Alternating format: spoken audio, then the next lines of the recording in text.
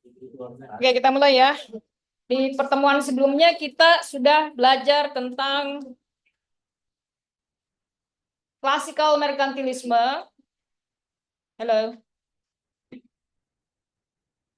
Pertemuan sebelumnya kita sudah belajar klasikal merkantilisme dan neoklasikal merkantilisme. Nah, this session kita akan belajar tentang neomerkantilisme.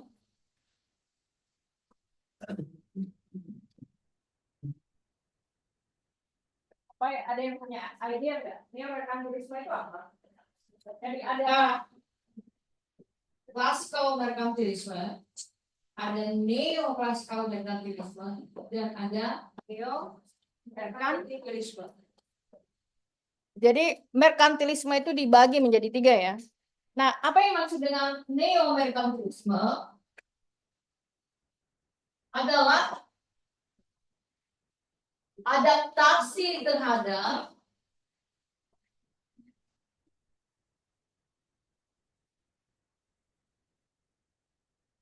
globalisasi pasar secara modern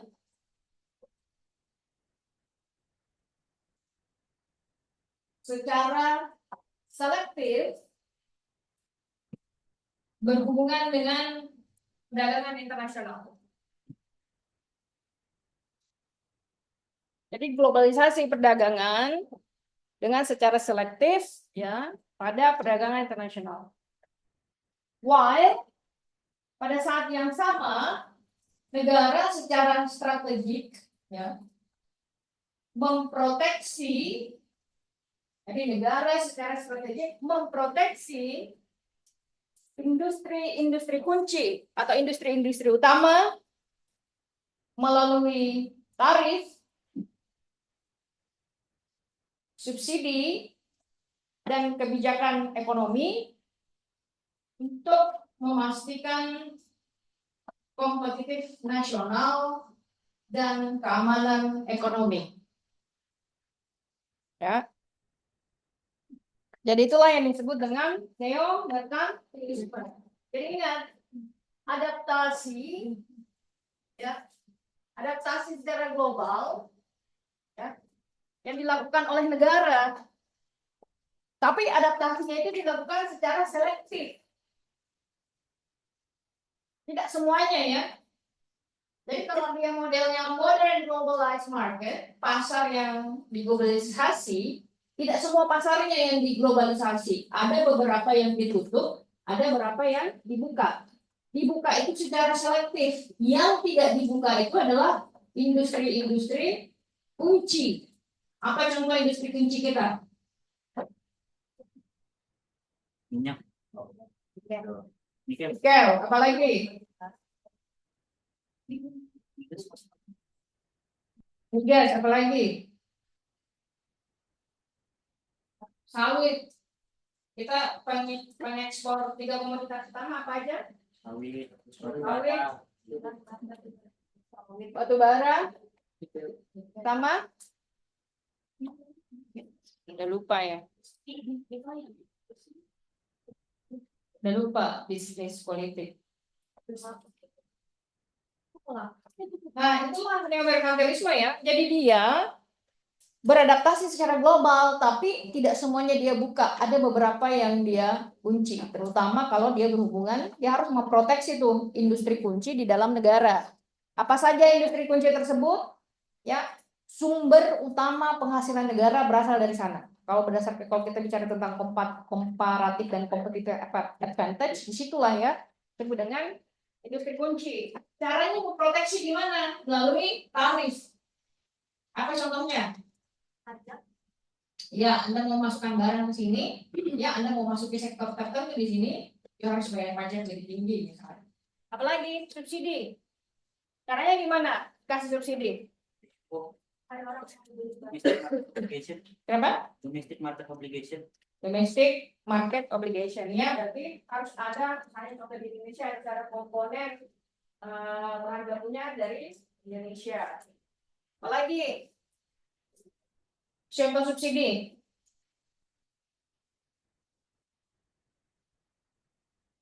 Apa subsidi? Subsidi itu negara memberikan bantuan kepada industri yang memang itu core-nya di situ supaya dia bisa survive. Apa contohnya?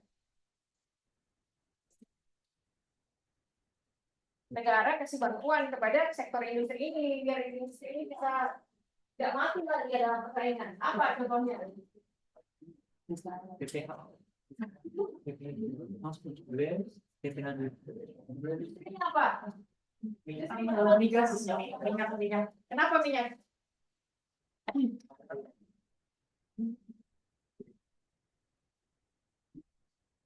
Apa contohnya, Pak? Hire saja Goldstone. Hah? Apa contohnya?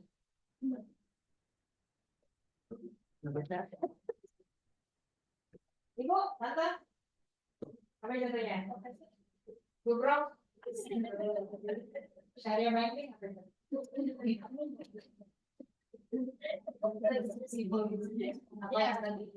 contohnya? Negara berikan subsidi ke industri itu apa? Kalau yang manufaktur itu kasih contoh dong. Detailnya gimana? Detailnya.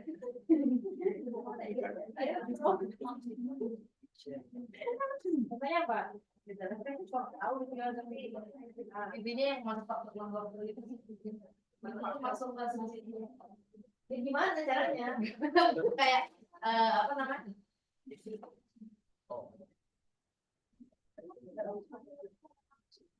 Nggak tahu ya? Yang lain? Hah? Kenapa? Kenapa pertanyaan? Boleh ya, pertanyaan lewat subsidi pupuk. Apalagi? Hah? Waktu ini jalan.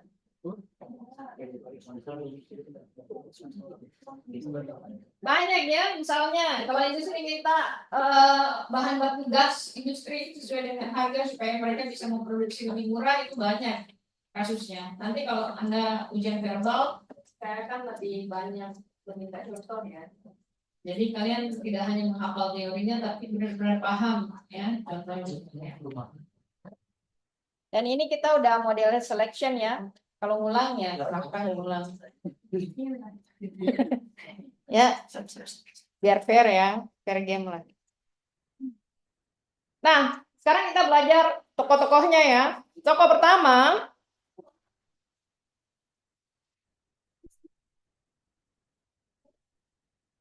Paul Frank Robert ya. Dari USA. Dia biayanya dari Georgia Tech, PhD dari University of Virginia. Dia pernah belajar di University of Berkeley, Merton College, Oxford. Beliau ekonomis, academician, jurnalis, banyak lah ya. Dia juga pernah jadi advisor untuk Menteri Keuangan Amerika Serikat. Zamannya Ronald Reagan. Famous books including The Tyranny of Good Attention. Jadi ingat ya, Anda boleh punya good intention, tapi hasilnya buruk. Niatnya baik, hasilnya buruk. Dalam bahasa kebijakan disebut dengan kita niatnya baik nih, tapi hasilnya buruk. Dalam bahasa kebijakan kita belajar nih, kalau nggak salah kompromi. Negatif, unintended, konsekuensi negatif yang sebenarnya dihasilkan dari niat baik. Apa contohnya? Kita buat kebijakan ini niatnya baik, tapi hasilnya buruk.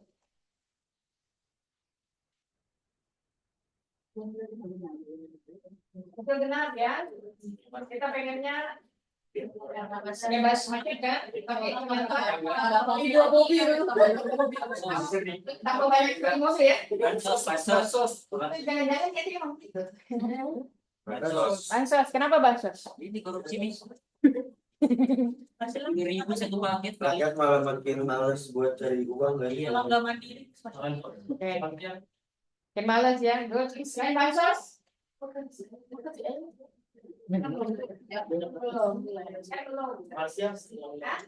Belum.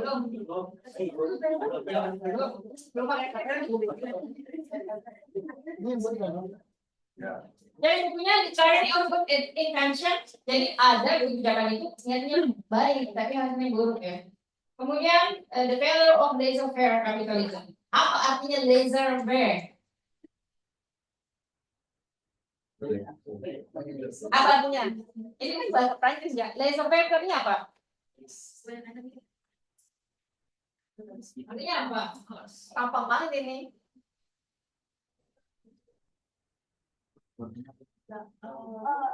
Ekonomi nggak ada intervensi.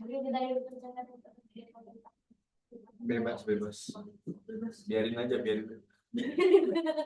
Biarin aja ya, bahasa Inggrisnya tuh, kalau bahasa Inggrisnya allow them to do it. Biarkan aja. Biarkan aja itu biarin aja mereka lakukan, nggak usah diintervensi. Nah, jadi ada kegagalan dari laissez-faire capitalism.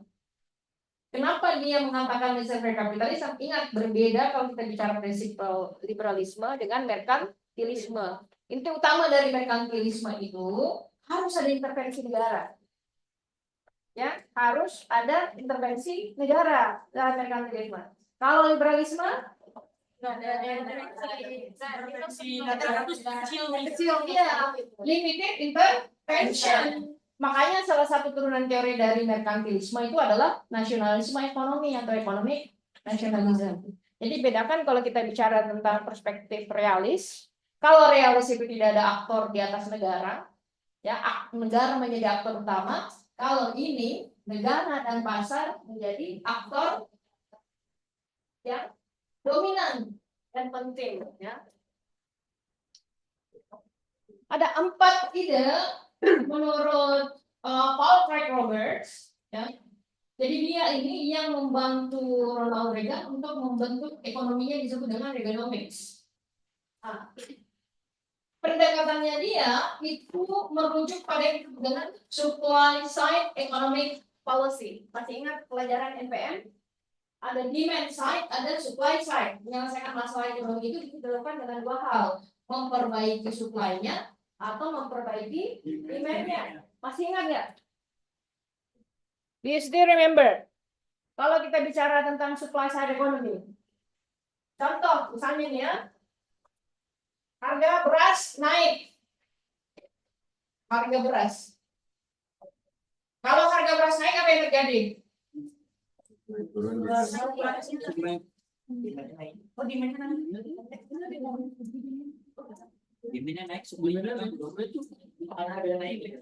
harga beras naik, masalahnya di supply atau demand? Supply. Kalian kalau mau menyelesaikan masalah harga beras ini udah case study nih. Kalian menjadi pejabat ya. Kalian ikut rapat nih. Ini kita ada masalah tuntutan harga beras kita terlalu naik. Kita menyelesaikannya di mana? Supply. Siapa yang menyelesaikannya lewat supply? Supply ya. Coba angkat tangan siapa yang mau menyelesaikan dengan supply. Saya mau menyelesaikan dengan supply. 1, 2. Semuanya diangkat tangan. Semuanya supply. Berarti Anda menambah barang. Ya. Menambah barang. Ya. Tambah barangnya kalau harga beras naik, Anda kan tidak punya produksi kan? Berarti import. Ini short term solusi ya. Solusi jangka pendek. Nanti tahun depan begitu lagi Anda import lagi. Inilah yang selalu diambil oleh pemerintah kita. Kalau Anda selalu mengambil ini, Anda tidak pernah melakukan perbaikan. Berarti kalau Anda jadi pejabat semua, hasilnya sama. Ya. Kenapa demand tidak pernah di-approach untuk diperbaiki? Caranya memperbaiki demand gimana? Mengurangi ketergantungan. Biar Cari produk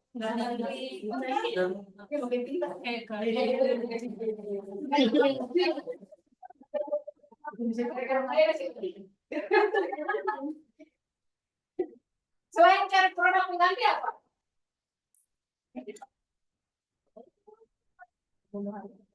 Apa produk pengganti beras?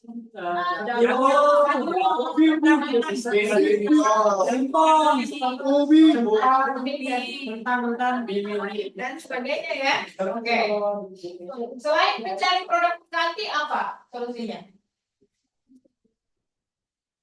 Kalau ada subsidi di sini. Tidak mampu. Jadi di sini itu impor, subsidi, ini semua yang terlalu ada subsidi. Coba di sini fokusnya di sini. Sidak lapangan nih. Hah? Sidak lapangan. Ngumpul. Pengepul. Operasi lapangan. Iya. Kayak boleh ya. Sebenarnya operasi lapangan ini larinya ke sini. Karena kan Melihat dia supply. menghalangi demand. Dan akan menghalangi supply kan? Iya. Apalagi? Oh, katanya mau gaji pejabat. Ini nggak ada yang mau di sini ya? Nggak ada yang mau tulis. Ayo. Pengen kan ada jadi pejabat? Gimana caranya nih? Selain cari produk pengganti apa? Belum kepikiran.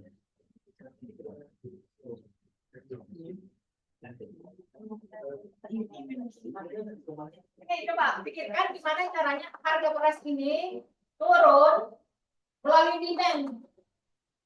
Demand-nya yang diatasi.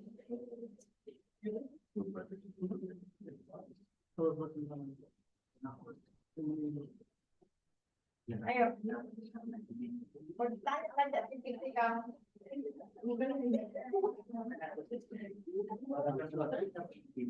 Mana caranya? Demand itu kan kita yang beli ya. Kalau harga, nih bayangkan diri Anda di mobil beras. Ya, ini kan harganya mahal. Gimana caranya kalian supaya dari dikurangi pembelian atau tidak membeli barang ini? Gimana caranya? Tadi kan ganti nih, udah saya nggak jadi beli beras ya, saya beli ubi misalnya. Apa lagi?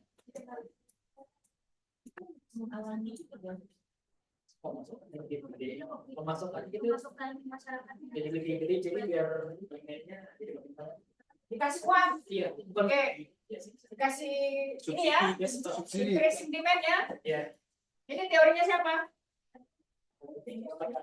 Kasih uang ya. Siapa? Keynesian. Bagus. Mantap. Ingat teorinya. Lainnya. Kasih uang supaya dia. Iya. Iya sedih barangnya. Apa lagi?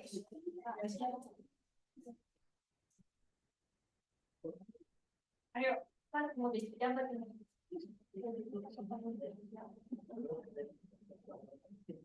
Coba berpikir di luar box, out of the box, out of the box, jangan inside the box.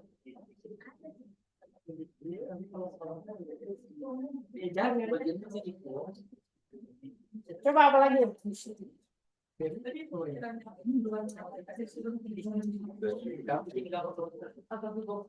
Kalau nggak beli beras mati nggak?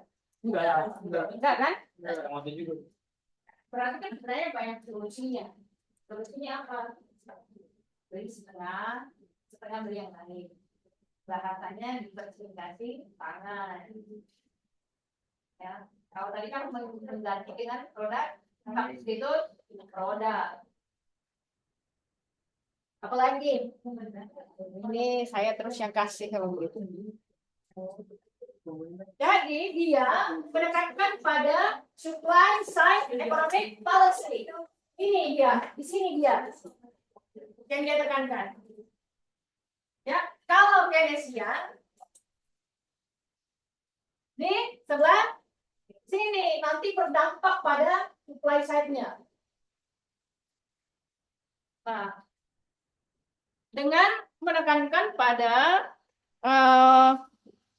that emphasize tax cuts, pemotongan pajak dan deregulasi. Kenapa dia pemotongan pajak? Supaya orang lebih produksi lebih banyak.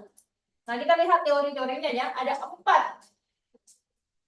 ide utama. Pertama, dia mengkritik pada globalisasi.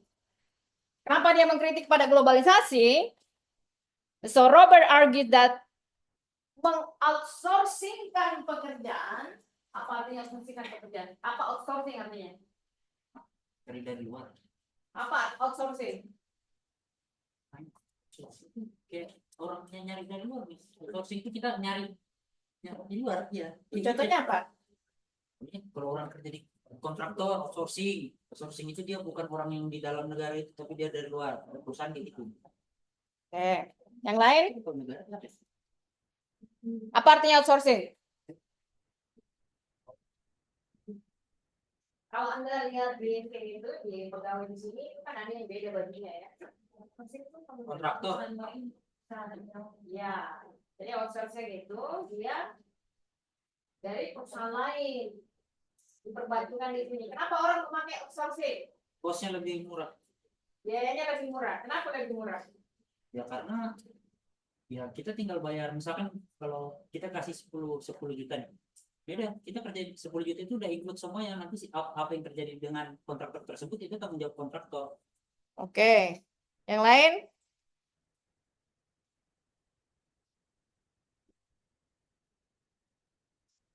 Kenapa? Kenapa outsourcing lebih murah? Lebih efisien. Ya, kenapa? Karena kalau misalnya di hire sendiri, kalau misalnya outsourcing kan yang biasanya jadi sini kan ya security terus cleaning service itu kan. Ya. Nggak mungkin dari Bakri, misalnya kalau di Bakri tahun ini dari Bakri itu sendiri yang hire, jadi mereka nggak lebih efisien gitu loh. Harus bikin kontrak kerja baru, harus mikirin gaji dan segala macam. Kalau outsourcing kan kita bayar ke perusahaan yang kita ambil gitu kan. Jadi mereka yang nanti ngurus gaji tunjangan lain atau Ya, bagus ya. Tepat. Paham nggak? Paham. Kalian paham nggak? Jadi outsourcing itu, kenapa perusahaan itu lebih memilih outsourcing? Karena dia nggak perlu menggaji full. Kalau karyawan tetap itu, saya karyawan tetap, dia harus memberikan tunjangan transportasi, tunjangan hari tua, dan sebagainya. Jadi semakin dia banyak meng-hire pekerja tetap, biayanya semakin gede. Lebih baik outsourcing kita pakai dari perusahaan lain. Dia yang akan mengatur, misalnya kita kasih sekian. Dialah yang akan mengatur nanti urusan Anda. Nah ini kalau Anda pekerja sangat tidak baik. Makanya biasanya pekerja outsourcing itu dia sejahteraannya jauh lebih rendah dibandingkan dengan pekerja tetap. Ini yang menjadi perdebatan nanti kalau Anda bekerja di sektor ketenagakerjaan. Nah, dia mengkritik globalisasi karena dia berpendapat bahwa mengaksosirkan pekerjaan dan perdagangan bebas ya menyakiti pekerja Amerika.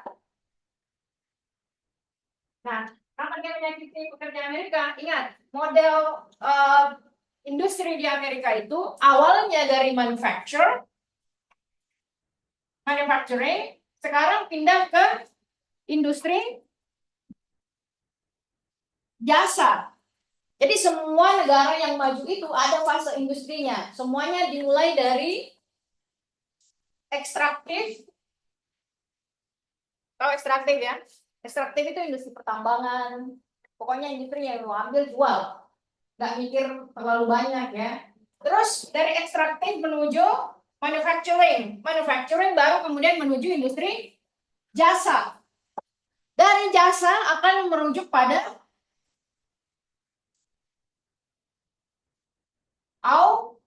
automation. Inilah yang Anda pakai tuh. Automation. Apa contohnya automation? Yang otomatis semua apa? Siri. Apa? Siri. AI ya biasanya. AI. Apa contohnya yang pakai otomatis? Siri, Google, ChatGPT, Google. Apa yang Anda pakai sekarang itu automation semua? Yang dulu ada orangnya sekarang nggak ada. oh jalan tol parkir Ya, parkir. masuk jalan tol itu yang untuk Ya, bilang Elektronik. elektronik. Tapi kalau Anda masuk di tol di Inggris itu sudah tidak ada yang siap-siap itu kalau kita masuk tol. Intinya udah ada yang ya, Vietnam. Oke. Kita nggak tahu tentangnya sebenarnya. Jadi kalau lewat highway itu sudah tidak ada yang kayak kita tuh harus ngantri ngetep lagi. Nanti dia ngelihat aja itunya, plat numbernya, langsung diambil kreditnya dari situ. Tertarik lewat bank. Jadi dia automation. Jadi ini advance. Udah advance ya. Nah nanti kalau dia di atasnya automation, Apa di atasnya automation? Jadi kan menambang dulu, sudah menambang dia manufaktur, dari manufaktur dia ke jasa, jasa dia ke automation, automation ke automation ke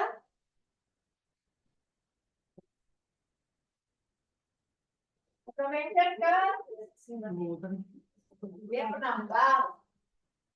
Setelah penambang dia manufaktur. Dari manufaktur dia ke jasa. Kan dia udah saya mau produksi lagi, saya nggak mau jadi lagi, saya hanya mau angkat customer service jasa kan. Setelah jasa ke automation otomatis. Setelah automation ke mana kita? Apa lagi yang diterapkan? Nggak ada yang tahu. Setelah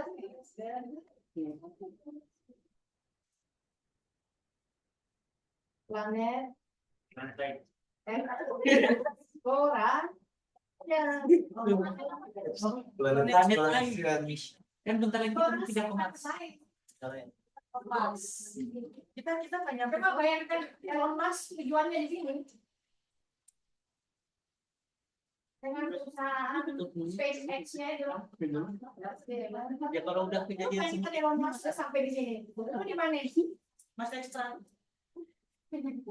Masih tambang-tambang kan? Coba bayangkan. Amerika itu industri penambangan ini tahun berapa? 90. 1000? Ah, Kapan? Ratusan. Anda hidup di tahun 2024. ya berapa tahun yang lalu? Ada 224. 200 tahun ya? Bangun tuh. Bangunnya.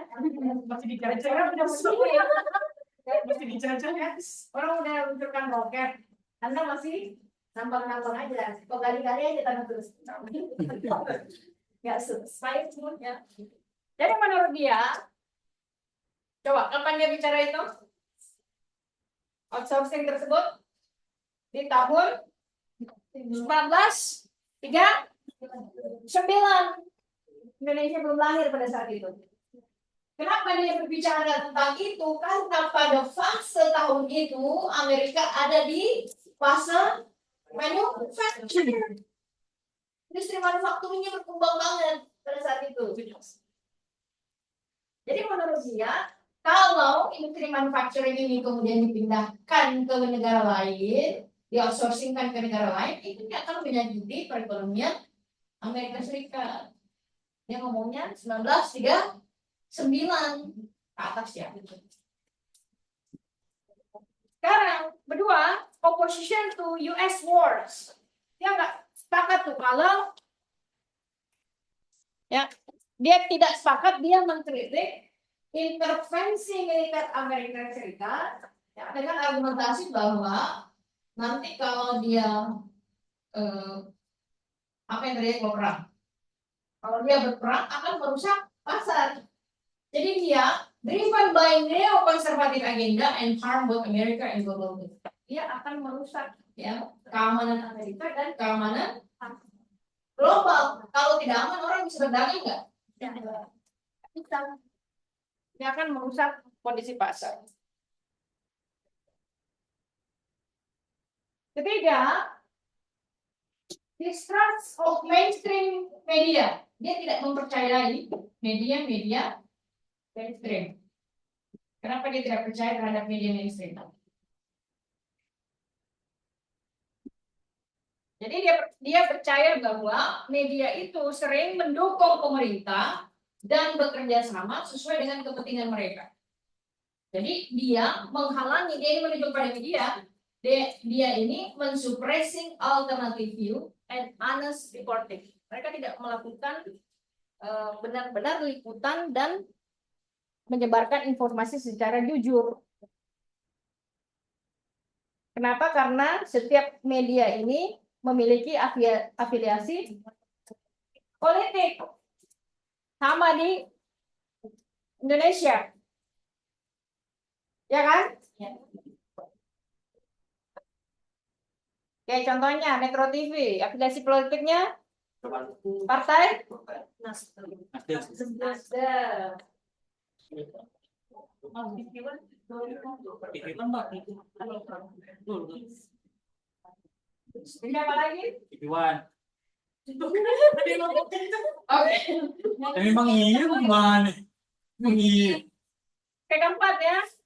Concern for civil liberty. Dia concern itu bahasa Indonesia prihatin terhadap kebebasan sipil.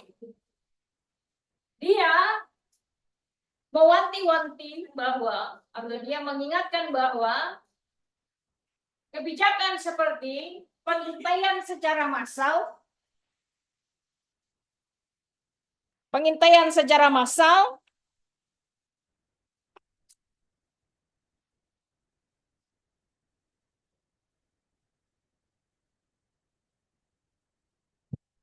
Patriot Act.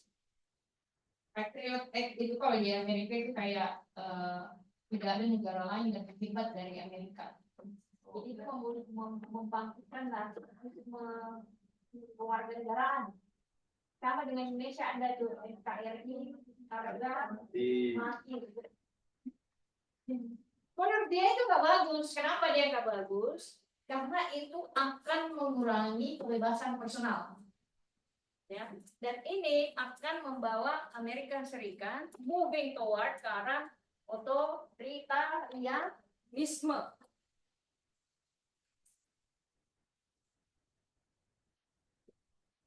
Yang sepakat tidak sepakat?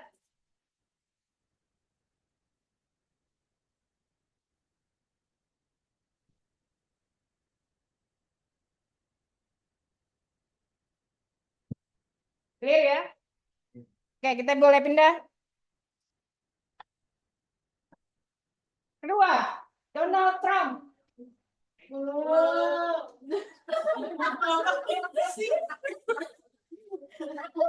Kalau Donald Trump nggak usah dijelasin ya. Udah tahu ya. Sekarang dia berkontestasi dengan calon presiden Kamala Harris. Siapa yang mendukung Kamala di sini?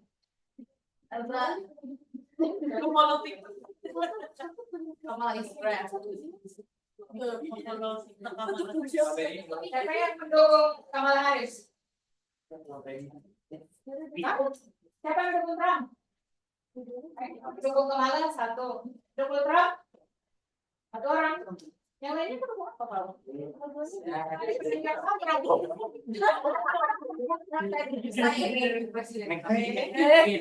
Well, who you support? Dukung siapa? Trump.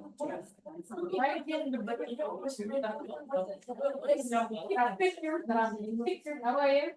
Dukung siapa? Nggak tahu. Ya. Trump. Ya. Nggak tahu.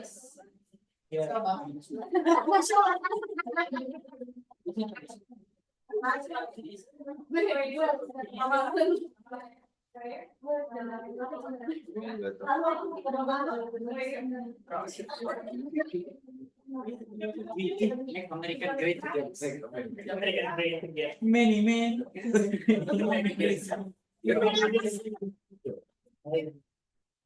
Ini berapa? Kalau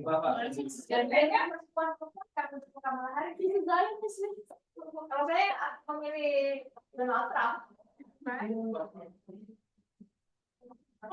the hobby is very simple. Sepanjang harga stok saya naik, saya akan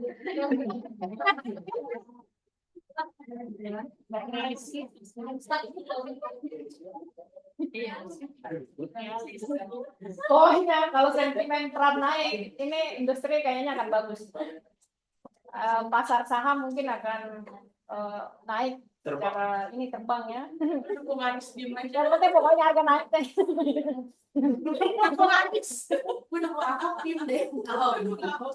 Sidul. Amerika ada pokok presidennya iya,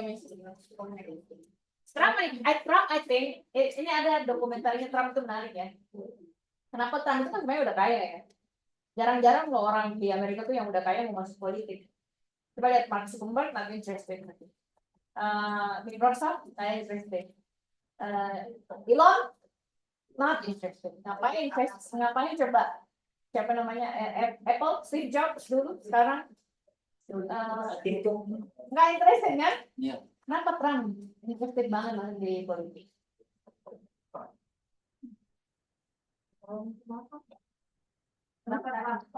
Kenapa coba? Why Trump very interested? I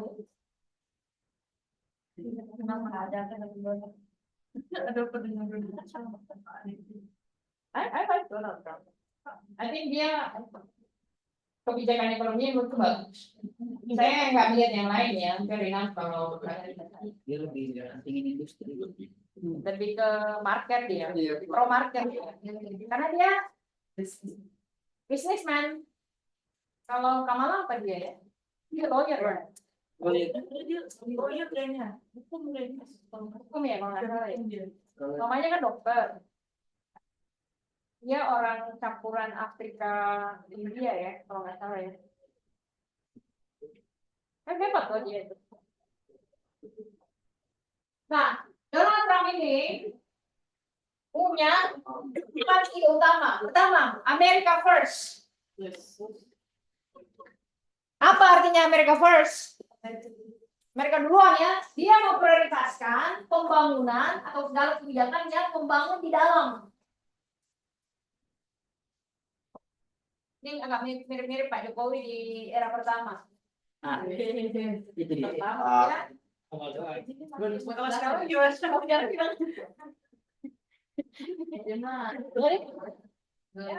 Dia memprioritaskan kepentingan Amerika, fokus pada mengurangi komitmen internasional, ya, dan mempromosikan pekerjaan untuk Amerika, industri dan keamanan untuk Amerika. Jadi intinya adalah di dalam aja dulu, jangan keluar-keluar dulu lah. Fokus aja di dalam. Menurutku itu bagus daripada kau pusing berperang ke sana sini. Kau urusi aja negara yang sendiri. Kalau sekarang semuanya di Ukraina dia ada. Ini rempong. Apa istilahnya tuh? Kalau anak sekarang bilang Rempong. Banyak tingkah. rempong ya. Iya, banyak tingkah.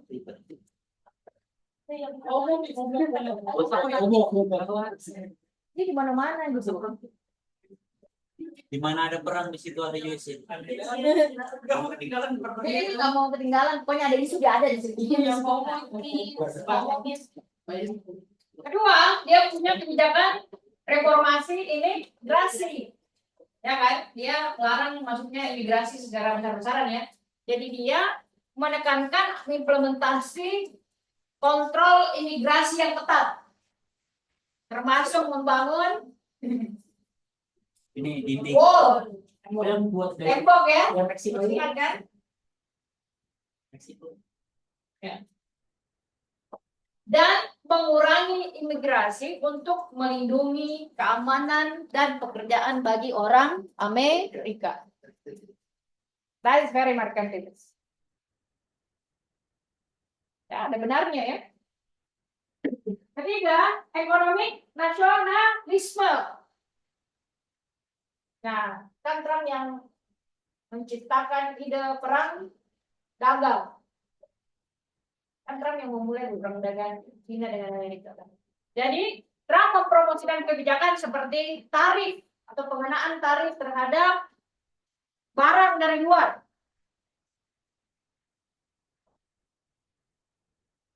Dan merenegosiasi kesepakatan dagang. Jadi dia merenegosiasi kesepakatan dagang untuk mendukung industri manufaktur Amerika dan menekan terjadinya trade deficit. Apa artinya trade deficit? Impornya lebih banyak daripada ekspornya. Jadi kata Trump, tadi mana ya? Kata Trump, kalau semuanya sudah jasa, Kan Amerika sekarang kan di industri jasa mau melompat ke otomasi. Ya kan?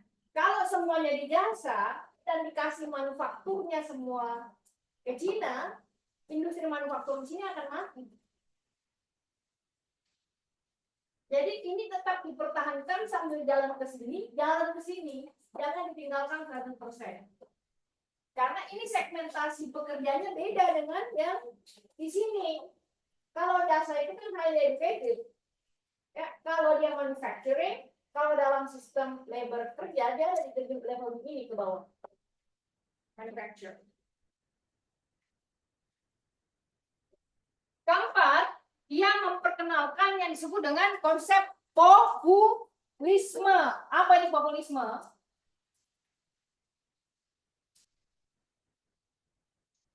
Apa itu populisme? Apa yang maksud dengan politik populis?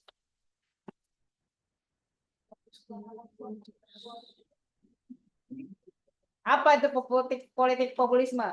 Boris Johnson terkenal dengan politik populismenya. Apa yang maksud dengan populisme politik? Kayak apa ya? Dia lebih condong ke satu golongan yang memang sering diinjak-injak ini, kayak blue collar, baru mungkin ya kelas-kelas buruh yang diambilnya, yang mayoritas paling banyak, yang paling besar di Amerika itu kelas buruh. Kalau menurut saya sih salah aku. Masih lama lebaran dulu, enggak usah minta maaf. Enggak usah minta maaf. Ini kan gue gitu.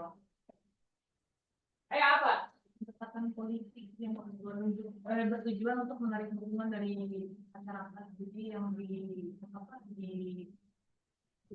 diberi itu katanya kepentingan masyarakat, kepentingan rakyat. Kan cuma politik untuk kepentingan rakyat. Apa yang bebas politik?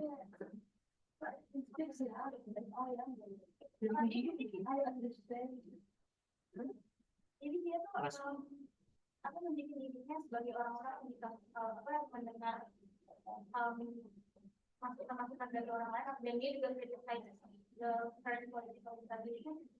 Artinya ya itu, jadi dia memiliki bahwa dia tuh bisa mendengar suara masyarakat yang kurang puas dengan the current political establishment. Kalau jadi perwakilan grup kelas menengah ke bawah, Perwakilan grup kelas menengah ke bawah. Yang lain? Jadi itu kalau yang saya baca tadi kayak itu fokus ke rakyat biasa yang apa namanya, yang kadang-kadang tuh nggak diinginkan sama pemerintah gitu nih. Nah dia itu juga kayak bantu rakyat biasa ini buat kayak melawan kayak elit-elit yang emang mau buat kepentingan mereka sendiri. Jadi kayak fokus di aspirasi rakyat biasanya sih. Populisme itu sebenarnya adalah lawan dari arus utama politik. Apa yang maksud dengan politik arus utama? Kan ada arus utama yang kita, pemahaman utama yang kita sepakati ya. Apa contohnya? Contoh case kan imigrasi ya. Imigrasi, case-nya imigrasi. Nilainya apa imigrasi itu? Bebas movement. Bebas, kita punya kebebasan untuk berpindah dari tempat satu ke tempat lain kan? Ini arus utamanya, kita punya hak kebebasan. Apa kebalikan dari ini? Menolak migran. kebebasan berpindah-pindah. Berarti dia kontrak terhadap kebebasan imigrasi. Apalagi politik arus utama yang lawannya itu. Ada misalnya mau Anda sebagai, kalau di Amerika ya, Anda punya hak terhadap diri Anda. Anda mau aborsi atau tidak? Ya, kalau di Amerika kan arus utamanya adalah ini kan hak saya. Apa lawannya? Nggak boleh.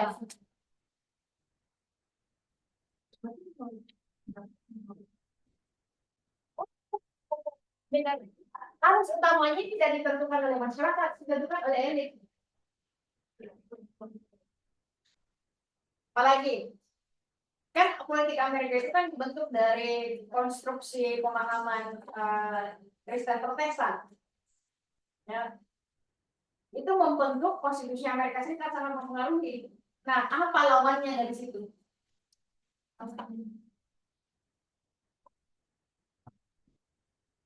Contoh, misalnya, semua orang bisa menjadi pejabat. Saya ya, Amerika. Sampai kemudian muncullah Obama. Datang Trump. Politik white supremacy. Iya. Kan sama sama kalian. Coba. Kalian pengen semua orang berhak jadi presiden kan? Tapi kan ternyata enggak. Yang bisa jadi presiden hanyalah Orang Jawa. orang Islam, harus Islam dan Jawa. Itu ya. Jawa adalah kunci. Jawa. Ya kan apa bedanya sama populisme? Iya, di luar Jawa mentok-mentok jadi wakil.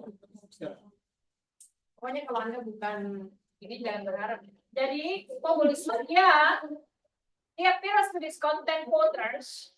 Nah, dia berusaha membujuk pemilih dengan mengkritik politik yang sedang berlangsung, menekankan bahwa dia merepresentasikan suara dari ordinary itu masyarakat Amerika kelas bawah ya, ordinary yang biasa, bukan yang elit.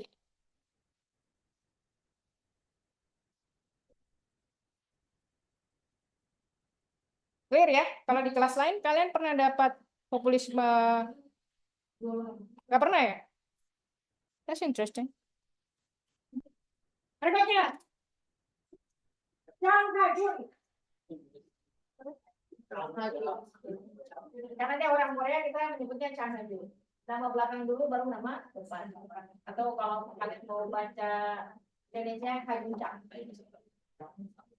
Nanti kalau di luar negeri panggil nama Anda itu bukan kayak nama saya Asmiati Malik, yang dipanggil itu bukan Asmiati, Malik. Jadi nanti kalau saya nama saya nggak dipanggil ya.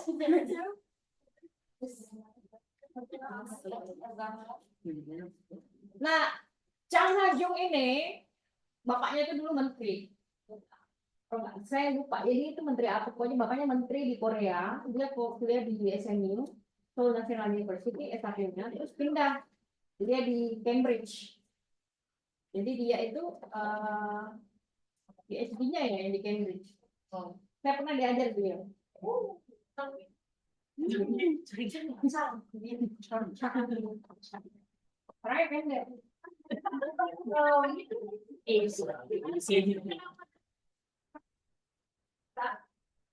like tinggi ya dia kecil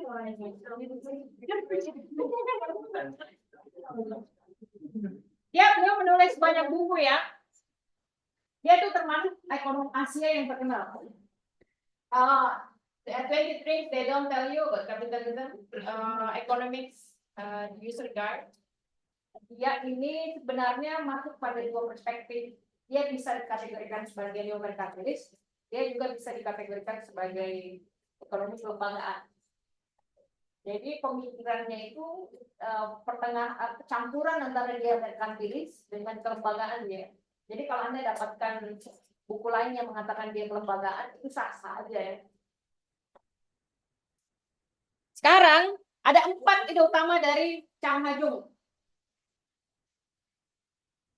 Makanya kalau kalian mau belajar mereka itu ada yang kalau saya kan ikut di asosiasi YSI ya, Young Scholar Economics, Young Scholar Initiative itu ekonomi muda di seluruh dunia itu dikumpulin jadi satu. Dia salah satu instrukturnya di.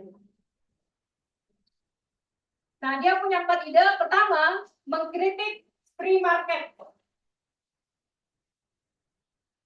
Apa dia mengkritik free market? Chang berpendapat bahwa free market atau pasar bebas sering menyakiti negara berkembang.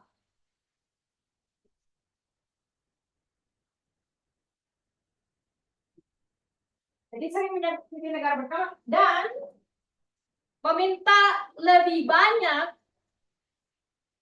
intervensi negara. Coba kita pahami dulu. Kenapa free market itu menyakiti negara berkembang? Menyakiti, merusak. Kenapa? Kenapa pasar bebas itu menyakiti kita? Coba Indonesia ya. Kita kan negara berkembang ya. Kenapa kalau kita buka pasar kita, itu menyakiti kita?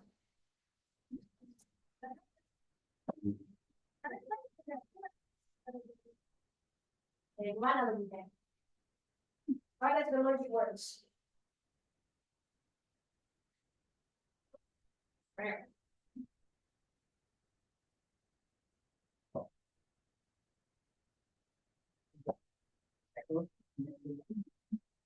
Coba kasih contoh yang precise. Apa contohnya? Kenapa kalau pasar kita buka nih, kita bisa tersakiti? Kenapa? Nggak bisa bersaing. Apa contohnya? Nggak bisa bersaing. Apa contoh precise-nya? Contoh realnya apa? Apa? Yang ngomong jangan dikelihatannya.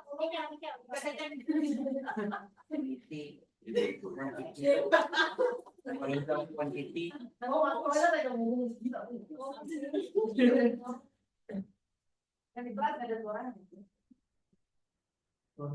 Apa contohnya? Kenapa juga?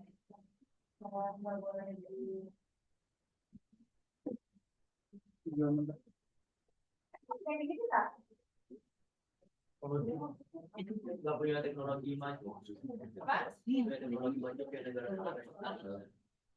Kamunya? Apa contohnya?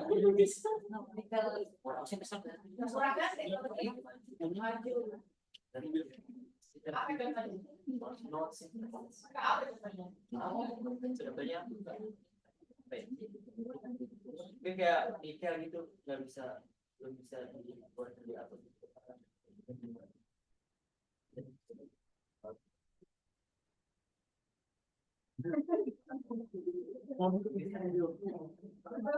Reset, but it's okay. Mas udah bisa. Pilih sektor nih. Pilih sektor. Ya, kenapa? Quality kalah sama model. Posnya? Quality, quantity, sama cost. Itu yang Sederhananya begini. Jadi kan semua polimpor kan? Kalau kita mau bikin kan pasti lebih mahal. Karena kita baru bikin kan? Kan orang berpikir daripada saya bikin, mending saya beli. nah Ya dong? Ya. Karena lebih murah kan? Berarti kan Anda nggak akan pernah bikin itu barang. Sementara mereka udah punya uang banyak, mereka udah buat industri, ujung-ujungnya apa? Kita beli terus. Kan itu yang terjadi sama kita. As simple as that. Contohnya, ada yang ada yang punya background nggak terhadap ini industri minyak goreng ya, BBM. Anda pernah ingat nggak RON 88? premium.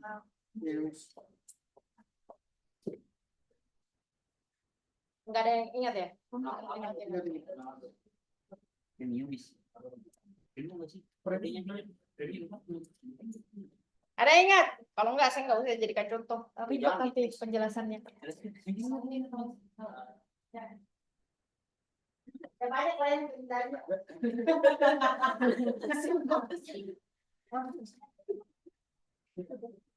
Nah, kalau misalnya, contohnya, Anda buka pasar Anda, semua barang masuk, semua yang kecil-kecil masuk. Ini kan dari Cina.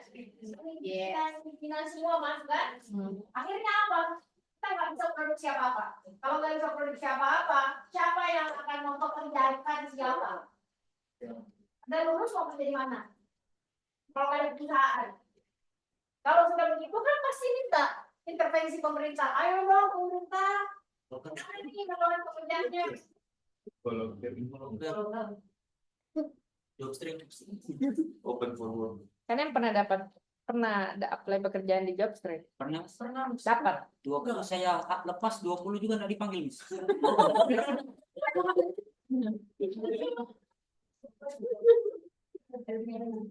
Sekian ya. Harus punya skill berarti. Banget. Skill menerima kegagalan. Iya, Kedua ya, 20. taking away the ladder. Apa artinya? Taking away the ladder. Dia percaya bahwa, saya sepakat dengan idenya ini. Dia percaya bahwa negara kaya itu kalau sudah kaya dia akan proteksi pasarnya. Ya. He believe that rich country akan menggunakan proteksionisme atau memproteksi pasarnya untuk membangun, ya. Tetapi ya, dia memproteksi, tapi dia akan mendorong yang disebut dengan free trade supaya negara lain makin miskin. Ya. Mereka ini merujuk pada negara kaya itu tidak akan menggunakan tools yang sama. Jadi satu sisi mereka melindungi negaranya, tapi di satu sisi mereka pengen perdagangan bebas. Paham nggak maksudnya?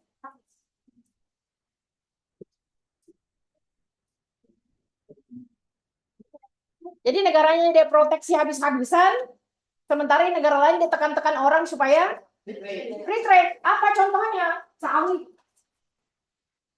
Dan dia menekan kita supaya tidak menaikkan pajak, tarif dan sebagainya. Dia pengen free trade.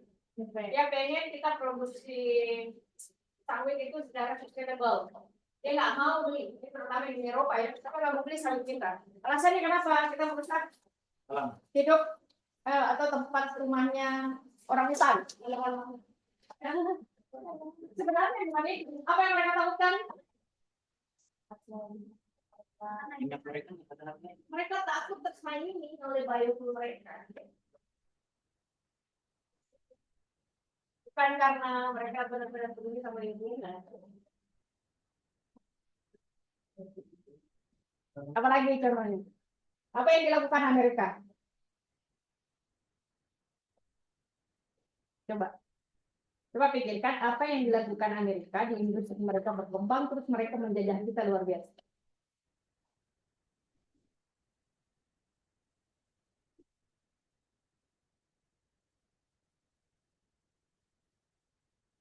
Ada apa contohnya? Ini kalau jam segini nggak ada yang bisa berpikir.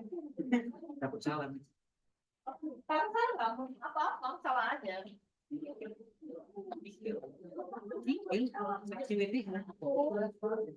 Mereka menolak teori. Jadi ada satu kasus yang paling keren banget ya. Ini kan persaingan EV.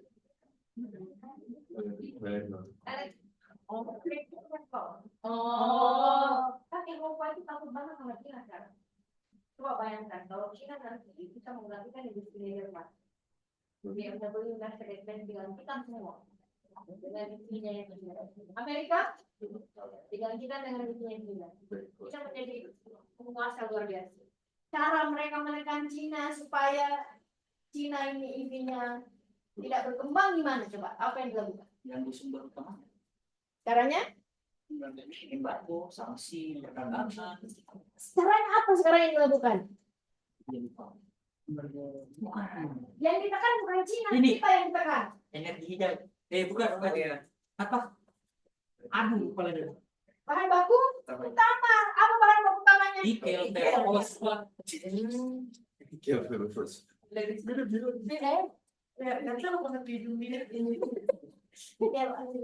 utamanya. Kalau nggak bisa ganggu kontainer lama, sumber utamanya. Kemudian ketiga ya, peran negara dalam pembangunan. Jadi Chang menyarankan bahwa atau berargumentasi bahwa dukungan pemerintah terhadap industri melalui kebijakan seperti subsidi dan tarif. Jadi subsidi dan tarif itu mendukung pertumbuhan. Jadi dia sepakat kalau pemerintah itu memang harus kasih subsidi dan tarif supaya industri berkembang. Beda tuh kalau market orientation, limited state intervention, ada 4 model intervensi negara terhadap pasar. Tapi yang peran negara dalam pembangunan itu kayak benar-benar berkembang gitu kan? Semuanya. Semua. Kenapa dia berpendapat seperti itu? Karena dia melihat bagaimana Korea Selatan itu dibangun dari intervensi negara terhadap industri. Dan dia pasti pemikirannya diambil dari ketika dia besar di Korea. Apa ya, Korea itu kan berkembang karena negara. Yang contoh saya pernah jelasin di kelas kalian kan, saya bilang Hyundai itu awalnya apa Korea Selatan itu miskin, cuma itu miskin banget.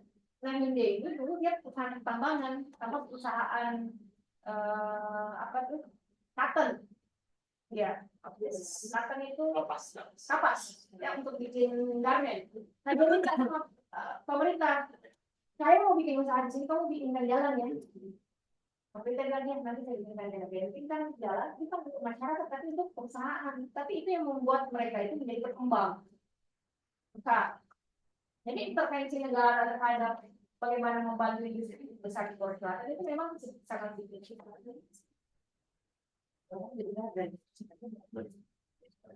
Keempat, challenging economic myth. Apa artinya challenging economic myth? Dia mempertanyakan kepercayaan bahwa pasar bebas selalu yang terbaik. Ya. Dia menyarankan bahwa kebijakan harus disesuaikan dengan kebutuhan setiap negara. Kalau saya termasuk orang yang satu aliran dengan dia. Di skripsi saya banyak saya putih ya. Saya banyak ke arahnya Chang Hajun. Tapi bukan ke metabolisme ya, ke kelembagaan. Kenapa dia mengatakan tadi ya, free market itu tidak selalu bekerja. Justru kebijakan itu harus disesuaikan dengan kebutuhan setiap negara.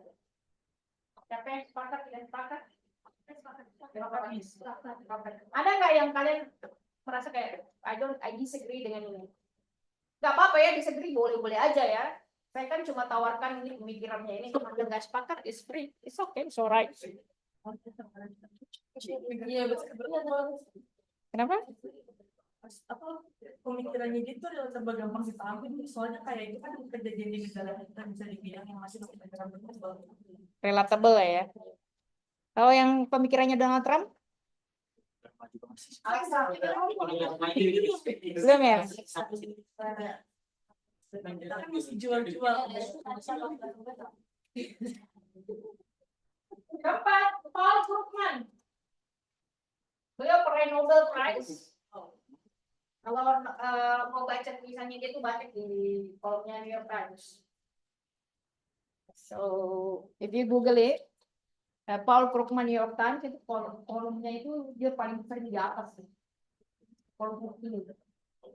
Dia peraih Nobel Prize ya, BA-nya dari Yale University, PhD dari MIT. Kalian ikut kursus-kursus itu enggak? Coursera. Atau kalian tahu Coursera kan? Ada yang tahu Coursera? Enggak ada. Saya enggak bawa Coursera. Saya kemarin ikut kursus di IDX, tahu IDX? IDX. Saham-saham itu. Bukan IDX. Beda. Oh, EDX. Oh. Ini.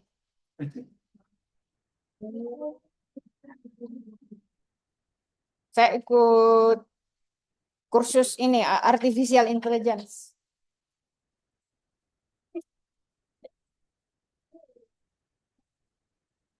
Ini ya, saya ikut kursus ini. Introduction to artificial intelligence.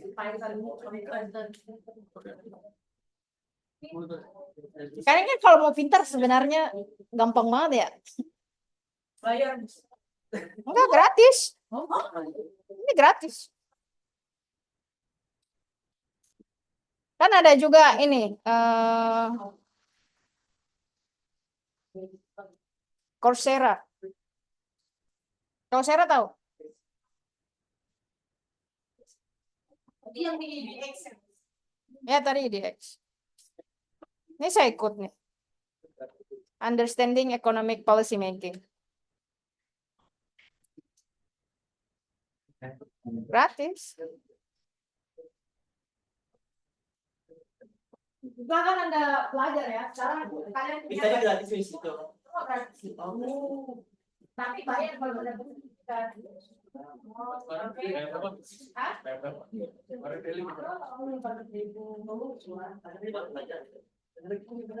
Kalau dapat sertifikat ya, kan bisa panjang di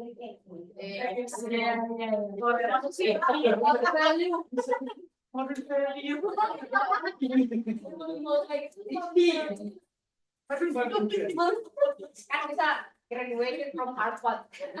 Online course.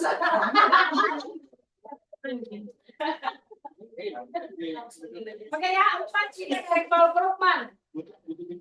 Saya juga banyak mengikuti beliau di teknik bidang saya. Pertama, dia mendukung pasar bebas. Krugman berpendapat bahwa pasar bebas itu menguntungkan negara dengan membiarkan mereka untuk menspesialisasikan ya, jadi fokus pada industri tertentu. Dia spesialisasi pada apa yang mereka lakukan terbaik. Ya, jadi kalau misalnya Anda fokus pada apa yang kalian lakukan yang terbaik ya, itu bisa membawa pada pertumbuhan ekonomi. Kedua, dia mendukung Keynesian economics.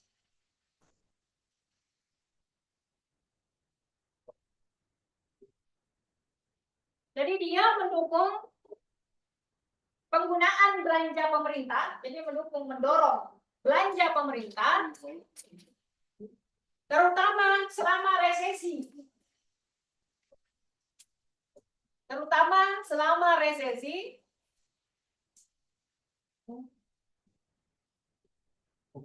Jadi dia mendukung belanja pemerintah, terutama selama resesi, untuk mendorong permintaan dan mempercepat recovery ekonomi. Percepat pemulihan ekonomi. Membantu pemulihan ekonomi. Paham nggak Ardi?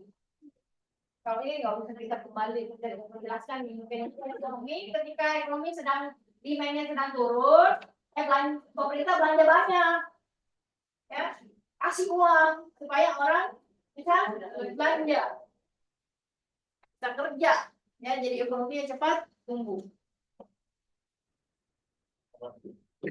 Ketiga, income inequality, kesenjangan pendapatan. Jadi Krugman mewanti-wanti bahwa naiknya ketidakseimbangan pendapatan, jadi naiknya ketidakseimbangan pendapatan merusak social cohesion, kebersamaan sosial atau kewujudan sosial gitu. Ya. Jadi dia naiknya ketidakseimbangan pendapatan merusak kohesi sosial dan stabilitas ekonomi. Kenapa dia merusak kohesi sosial? Orang jadi iri. Coba kalau banyak orang yang kaya, banyak orang yang miskin, senjangnya luar biasa. Contoh begini. Tidak di atas gunung yang tinggi ini, sebelahnya ada benteng atas. Kesenjangannya kan luar biasa. Itu dia baik-baik saja. Ada pikir orang yang mau lihat kesenjangan sosial itu dulu. Ada punya kan? Iya. Kesenjangan. Oh, namanya kita lihat nanti kalau ini namanya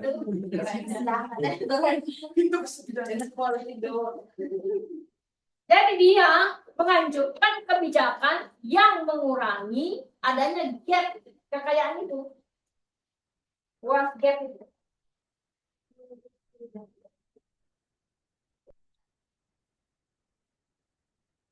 Keempat, dia berpendapat bahwa dia mengkritik austerity ya. Apa itu kebijakan austerity?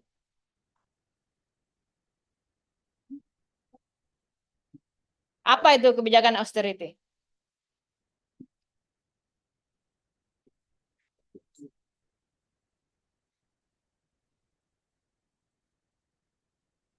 Apa Lex austerity Alex?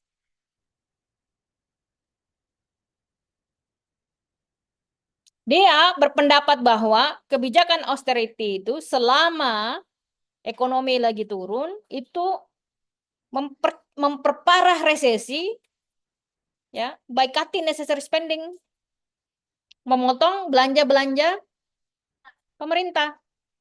Nah, apa itu kebijakan austerity? Ini kalau kalian nonton CNBC itu sering sekali muncul austerity, austerity, austerity, austerity. Apa itu kebijakan austerity? Apa? Kebijakan penghematan. Pernah nggak kita lakukan? Indonesia pernah nggak melakukan penghematan belanja pemerintah? Yang ini nggak usah, ini dipotong. Jadi nggak usah, ini dipotong. Jadi menurut dia, kalau pemerintah itu fokus pada penghematan ya terhadap belanja, terutama ketika dia resesi, ini akan memperparah. Kenapa dia bilang begitu? Karena dia mendukung kerensian. Kalau susah ini belanja, jangan malah dipotong belanjanya. Jangan menghemat ketika resesi.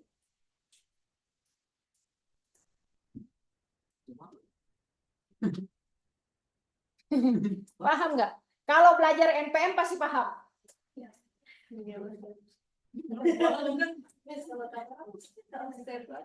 Gitu kan. Austerity itu hemat, tapi hemat. Dia kan kayak gaji tapi dipotong buat cuma. Bukan anggarannya pemerintah ini potong pemerintah. Oh, anggaran pemerintah. Pemerintahnya. Iya, belanjanya dia. Perhatian itu ada sekarang nggak usah lah. Ribuan. Dulu bangun tol 10, salah, sekarang 1. Itu anggaran apa? Ada nggak yang pernah merasa dulu ada programnya? Sekarang tidak ada. Iya. Dihilangkan.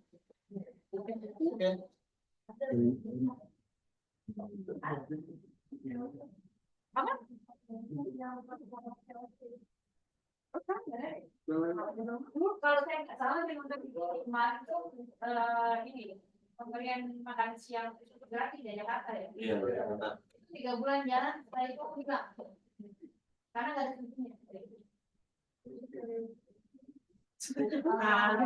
Bukan beda-beda. Kalau di itu pas masa pandemi itu anak-anak sekolah suka dikasih makan gratis sama pemerintah. Tapi apa dikasih? Iya, buat Di Jakarta doang. Oh iya. Tapi sebenarnya pemberian kuota itu pensiun Itu kan dikasih. ya kan dikasih kan. Iya. Tapi setelah hilang Jadi dia berjanji austerity. Wah. dapat sama bukunya kayak 10 tahu. Dulu ada dulu saya dapat. Pas Jakarta. gue di Malang dapat. Gue di Malang dapat. Lagi kalau Jawa dapat. Kalian itu pakai. Dapat 10 giga per bulan. Tapi untuk Zoom aja kan? Iya.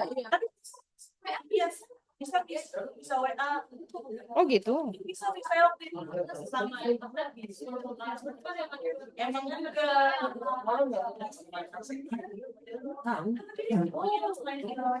Oke, next ya. Halo, next. Danny Rodrik ya. Danny Rodrik. Dia keturunan Turki. BA dari Harvard. MPA dari Princeton. Princeton tuh bagus, keren. Tapi kalau di seluruh universitas di Amerika Serikat yang paling saya suka kampusnya itu Cornell. Dia kampus punya ini coba air terjun. Alami, Miss. Hah? Alami. Iya. Keren sekali aku. Ingin Bilang gila ini universitas ya. Dalam universitas ada air terjun coba. Depresi 34. Terus ada danau. I'm sure.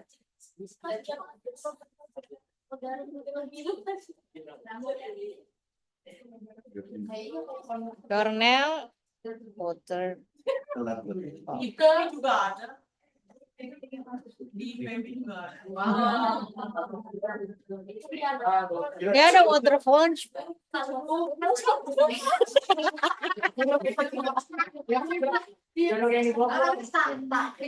Curug dah. jauh dulu ya ikan di sini dipanggil curug.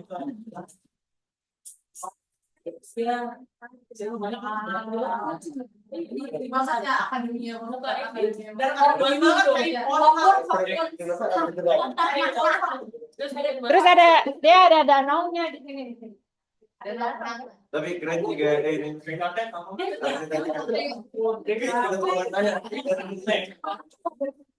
Ya itu danau. Di sini di belakang sini. Cari luhur itu jadi luhur. Jadi luhur.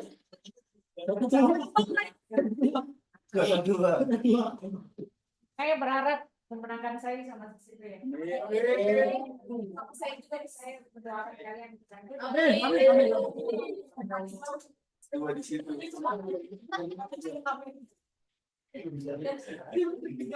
Gua udah ke beberapa universitas di dunia ya. Kalau usually kalau saya ke negara satu negara ya, lingkungan saya itu ada dua. When itu first library, saya harus ke library. Kemanapun itu mau negara manapun library-nya besar. Kedua universitas. Saya pilih mana universitas terbaik di sini. Di antara semua universitas itu menurut saya yang luar biasa itu Cornell. Universitas ada terjunnya juga. Di jalan-jalan ke sana ada air terjun gitu. Mungkin kayak kalau bikin universitas di Curug kali ya. Ada sungai, bisa ada sungai, ada ikan koinya. Ikan koinya. Kapan lagi coba? Kita ke Cornell, Miss. terjun kali macam. Iya. Gabut lihat ikan koi. Bisa kasih makan ikan. Iya.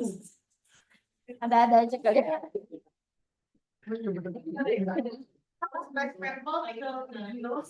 Kalau mau ke kampus yang kayak kampus Columbia University, New York University jelek.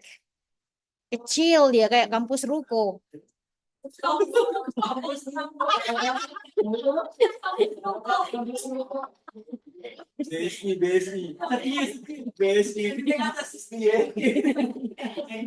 Atau LSI itu kecil ya kayak gitu ya kampus ruko. Mungkin kayak LSPR lah. Ya. Kalau mau kampus bagus tuh ke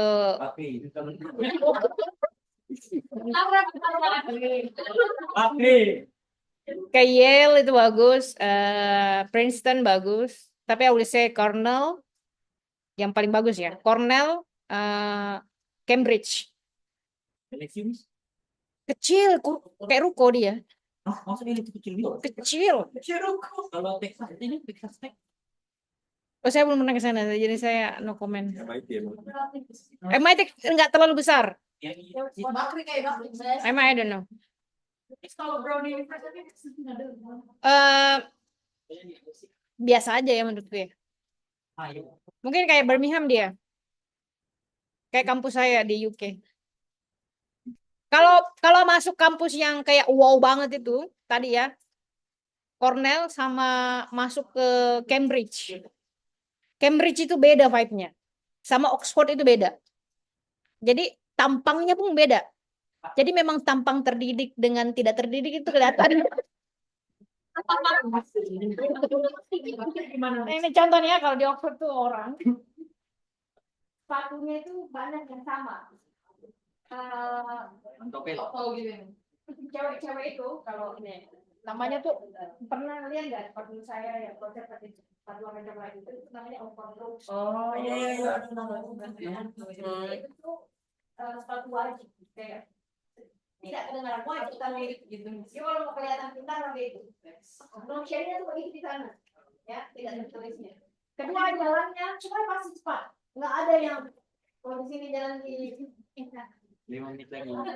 yang papan kok jalan ini tidak cepat jalannya semua rapi, pasti rapi.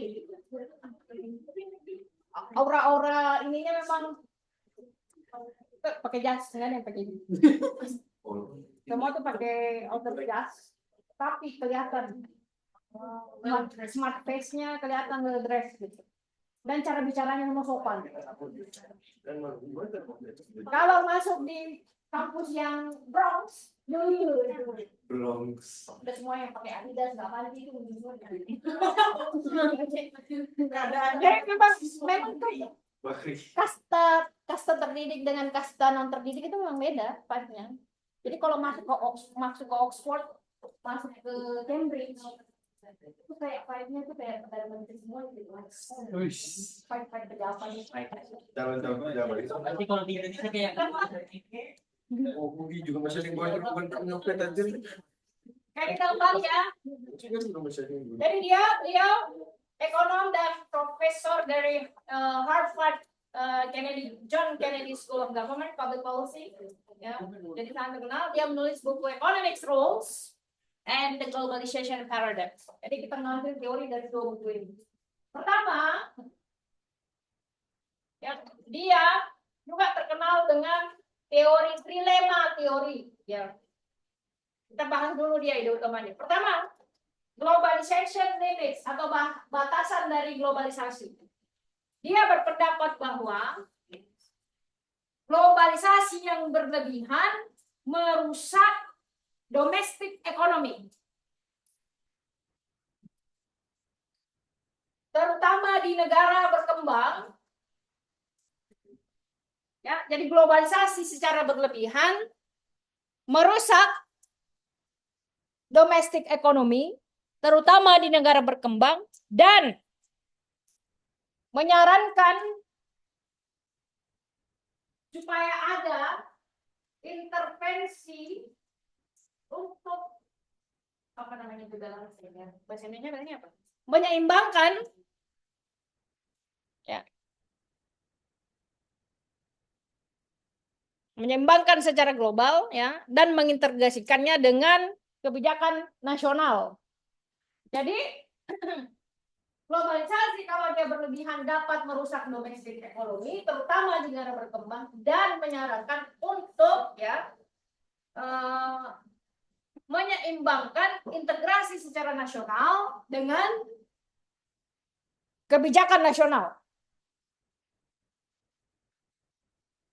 Jadi kebijakan luar negeri ini, kebijakan global ini, dia harus bisa selaras dengan kebijakan nasional. Jangan sampai misalnya di kebijakan luar negerinya dia sangat terbuka tanpa memproteksi apa yang ada di dalam nih. Jadi dia harus seimbang. Dia agak mirip kebijakannya dengan tokoh siapa tadi di belakangnya kita pelajari.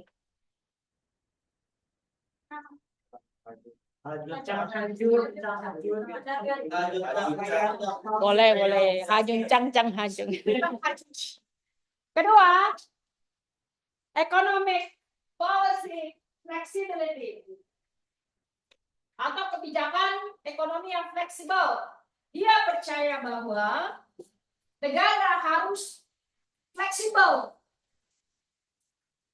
dalam mendesain kebijakan ekonomi mereka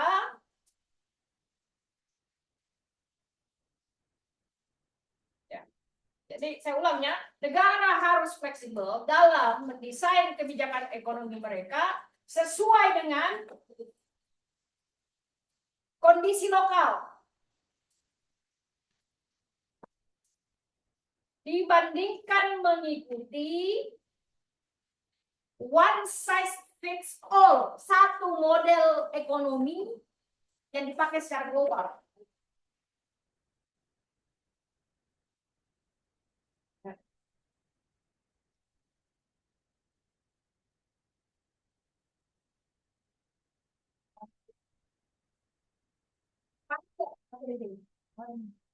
Temboknya between demokrasi dan globalisasi. Apa artinya trade off? Ada yang dikorbankan. Ada yang dikorbankan ya antara demokrasi dan globalisasi. Kenapa ada trade off di situ?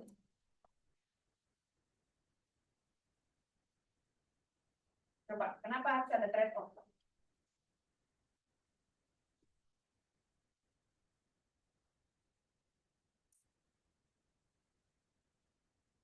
Kita lihat ya, Rodrik meng-highlight bahwa ketegangan antara demokrasi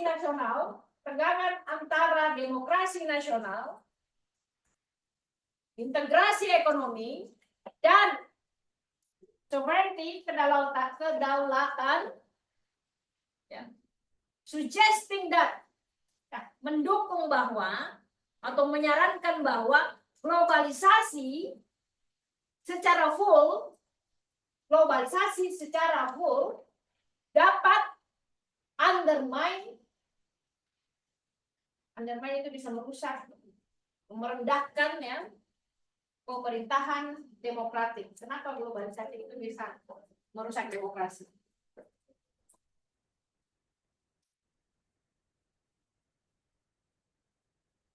Kalau globalisasi itu one value for all. Apa contohnya one value? Free market, one value. Human rights as a whole, one value. Ya, coba Anda kan negara penuh dengan keyakinan beragama ya. Kalau misalnya semua yang tidak bertentangan dengan agama kita dibuka semua, kalian itu termasuk generasi itu. Karena kita ini adalah generasi self-educated. Buat TikTok kan? So your TikTok is educating you, mendidik Anda jauh lebih lama daripada orang tua ya. How many times you spend with your mom and dad talking every day? Dan 3 hours. Ya, makan. Ya. Gimana? Dan terus kami tuh, yo. Sama. But you spending with your gadgets more than your friends, more than your parents, kan? Yes. You're self-educated, kalian mendidik diri sendiri, makanya hasilnya kayak gini.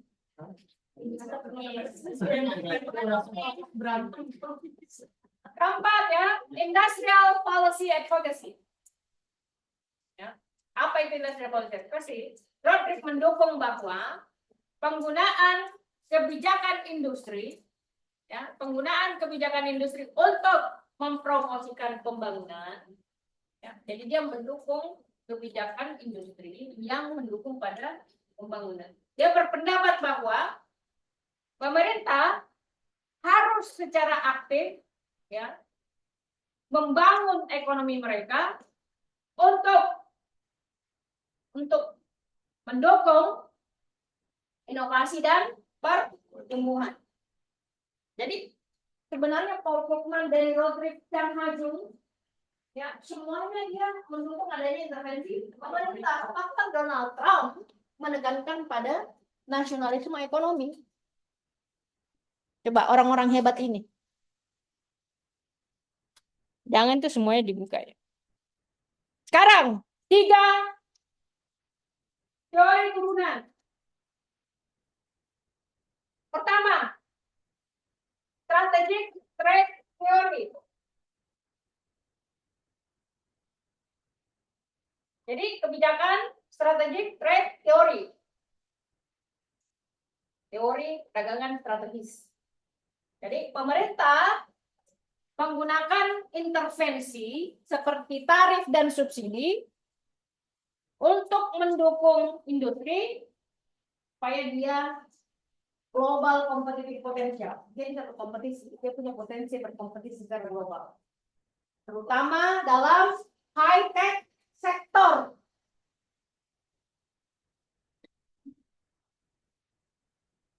Sektor yang teknologi tinggi. Ya. Kedua, ekonomi nasionalisme versi modern. Atau nasionalisme ekonomi versi modern. versi modernnya ini, dia mendukung adanya nasionalisme ekonomi, di mana negara menggunakan proteksionisme kebijakan yang bersifat memproteksi seperti tarif dan trade wars. Apa artinya trade wars antara Cina dan Amerika? Itu kan beberapa jenis barang dinaikkan pajaknya, ya, supaya dia nggak masuk barangnya itu ke Amerika. Untuk memproteksi kepentingan nasional mereka, terutama dalam globalisasi dunia. Terakhir, trade wars, perang dagang. Jadi kalau Anda nanti skripsi atau menulis esai, Anda menulis perang dagang Amerika dan Cina, maka teori turunan yang Anda pakai itu utamanya dalam merkantilisme. Neo-merkantilisme melahirkan perang dagang. Salah satu turunannya adalah teori tarif, teori subsidi, dan sebagainya. Apa itu perang dagang? Bentuk modern dari merkantilisme di mana negara ikut serta dalam perang dagang dengan menggunakan tarif dan hambatan ekonomi. Jadi dengan menggunakan tarif dan hambatan ekonomi lainnya untuk mencapai perdagangan yang sesuai dengan kepentingan mereka dan memproteksi pekerjaan dalam negeri. Clear ya? Ini udah paham, pasti gampang ini. Next. Kelemahan. Apa kelemahannya teori ini? Kelemahan teori dari neo-merkantilisme. Satu, globalization backlash. Apa artinya backlash? Globalization backlash. Apa kira-kira apa nanti akibatnya kalau Anda menghalang globalisasi? Anda batasi globalisasi itu apa ininya? Kekurangannya? Anda tidak bisa masuk ke pasar. Ya, Anda tidak akan selancar masuk ke pasar global. Ya, Anda mengisolasi diri sendiri, barang yang Anda masuk kurang, inovasinya bisa kurang. Kedua, economic inefficiency. Tidak efisien ekonomi. Kenapa tidak efisien? Karena tadi saya bilang daripada kita produksi, lebih baik kita imporkan kalau lebih murah, lebih efisien. Ya. Ketiga, technological lag. Kenapa teknologinya menjadi lamban? Coba kalau semua orang memproteksi, Indonesia hari ini memproteksi semua ininya, Anda nggak boleh pakai Instagram. Apa yang terjadi? Apa yang terjadi kalau kalian nggak punya Instagram dan TikTok dan YouTube ya?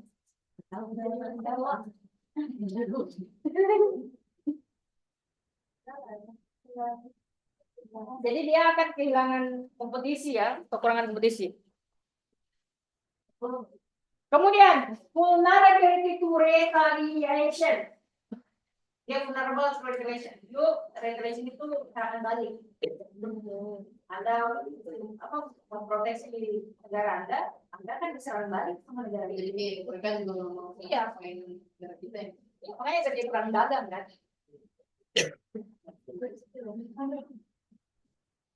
Kelima, short term fokus pada trade surplus.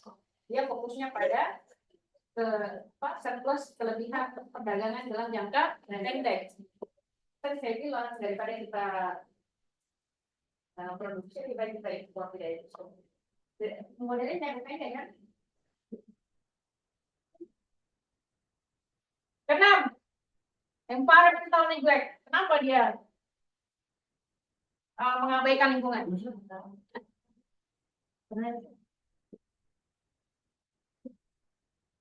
Karena fokus pada perkembangan itu, fokus pada perkembangan itu. Iya. Semakin banyak industri, semakin banyak merusak lingkungan. Sebenarnya ini semua sudah lewat di Cina. Memang ada pasar di Cina itu baru baik lagi. Gak ada yang baik. Setuju? Domestic market neglect. Kenapa dia mengacaukan pasar domestik? Oh, karena tadi kayak yang bilang itu, karena kita ekspor terus jadi pasar domestik dulu. Ya. Yang lain? Kita kan kalau merkantilis kan dia ekspornya harus besar kan. Daripada impor. Jadi kalau dia ekspor itu bagian dia akan merusak permintaan dalam negeri. Kan ini sama kasusnya kalau kita secara tentang Indonesia. Kalian pernah lihat Tuna yang udah itu? Saya udah pernah itu. Kan kalian ini yang kalian apa? Temuan televisi kan kita cuek. Tuna sirip kuning. Perdana kayak KW 9. Kalau Anda rumah kampung kan Anda pakai kunci deh, yang mana pensi tuna itu. Itu kan ditangkap di Manado sana di Maluku sana. Karena diekspor dia ditangkap di ini, langsung naik kapal, diekspor, ini tak pernah lihat sembarang. Kayak ini mereka tuliskan. Apa kita ekspor, dia merusak demand yang ada di dalam itu. Jadi harganya dari mana sih rasanya program ini? Iya mahal, iya karena demandnya. Ya yang penting kita dapat uang. 8 ya. Income inequality, ketidakseimbangan pendapatan. Kenapa tidak terjadi ketidakseimbangan pendapatan?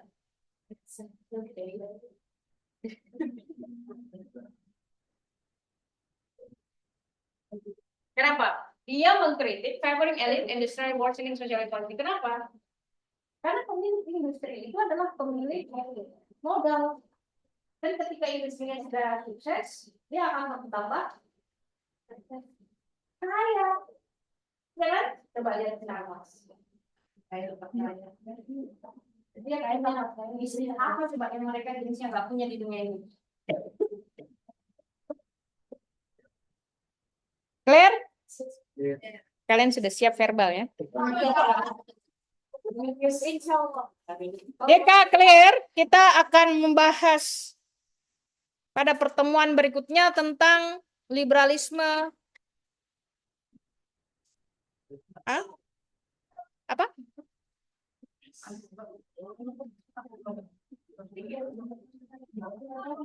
Belum minggu depan.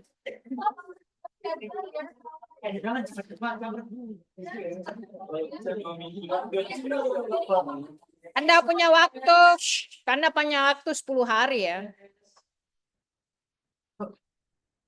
Kan minggu depan pertemuan ke 7, verbal ke pertemuan ke 8.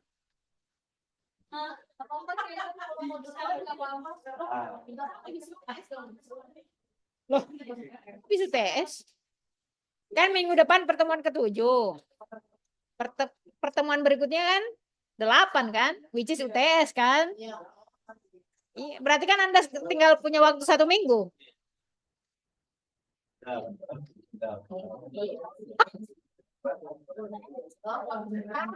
Sudah ya?